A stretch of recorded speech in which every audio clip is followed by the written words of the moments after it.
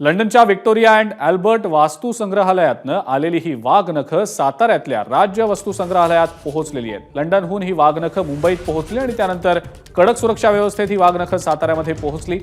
उद्या या वाघनखांसह शिवकालीन शस्त्रांच्या प्रदर्शनाचं उद्घाटन होणार आहे। मुख्यमंत्री एकनाथ शिंदे, उपमुख्यमंत्री देवेंद्र फडणवीस आणि अजित पवार सोबतच सांस्कृतिक कार्यमंत्री सुधीर मुनगंटीवारांच्या प्रमुख उपस्थितीत या प्रदर्शनाचं उद्घाटन होणार आहे। यावेळेला छत्रपती घराण्याचे वंशज उदयनराजे, शिवेंद्रराजे आणि संभाजीराजे उपस्थित राहणार असल्याची माहिती मिळतेय। दरम्यान उद्या वाघनखांसह शस्त्रास्त्र प्रदर्शनाचा कार्यक्रम नेमका कसा असणार आहे आणि या कार्यक्रमाला कोणकोणते मान्यवर उपस्थित राहणार आहेत आपण ग्राफिक्सच्या माध्यमातून पाहूया।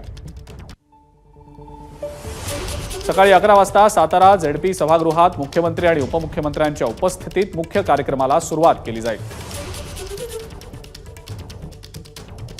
त्यानंतर कार्यक्रमाच्या सुरुवातीला गडगर्जना सांस्कृतिक कार्यक्रमाची ही मेजवानी असेल। दुपारी 12:30च्या दरम्यान मुख्यमंत्र्यांसह सर्व मान्यवर राज्य वस्तू संग्रहालयात पोहोचतील। दुपारी 12:35 वाघनखांसह शस्त्रास्त्र प्रदर्शनाचं उद्घाटन केलं जाईल।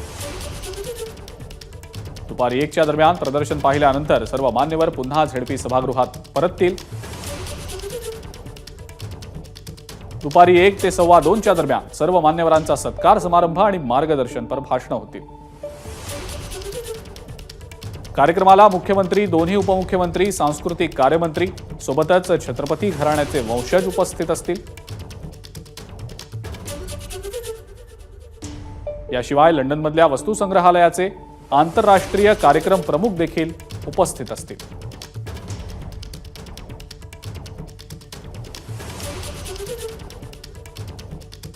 आणि याचाच आढावा आमच्या प्रतिनिधींनी घेतलेला आहे, आपण पाहूया। लंडनच्या व्हिक्टोरिया म्युझियममध्ये असलेली छत्रपती शिवाजी महाराजांची वाघनखं ही महाराष्ट्रात म्हणजेच साताऱ्यामध्ये दाखल झालेली आहेत।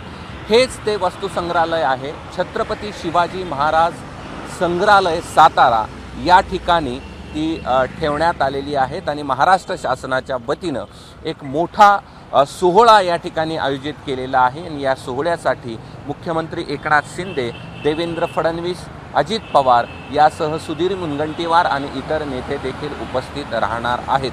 सर्वसामान्य नागरिकांनाही उद्यापासून पाहता येणार आहेत।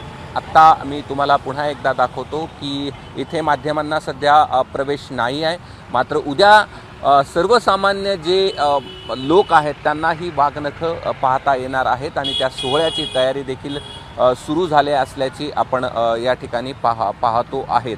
खरं तर बहुप्रतीक्षित ही वाघनखं होती जी महाराष्ट्रामध्ये कधी येणार, सुधीर मुनगंटीवार यांनी घोषणा केली होती आणि ती घोषणा आज पूर्णत्वास या ठिकाणी आली आहे आणि सर्वसामान्य नागरिकांना ही वाघनखं उद्यापासून पाहता येणार आहेत। त्याची तयारी प्रशासनाच्या वतीनं करण्यात आलेली आहे। उद्या दुपारच्या दरम्यान हा एक सोहळा आयोजित केला आहे आणि मुख्य नेते या सोहळ्यासाठी उपस्थित राहतील आणि उद्यापासून सर्वसामान्य नागरिकांना ही वाघनखं पाहता येतील।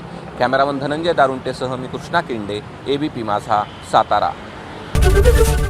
एबीपी माझा, उघडा डोळे बघा नीट।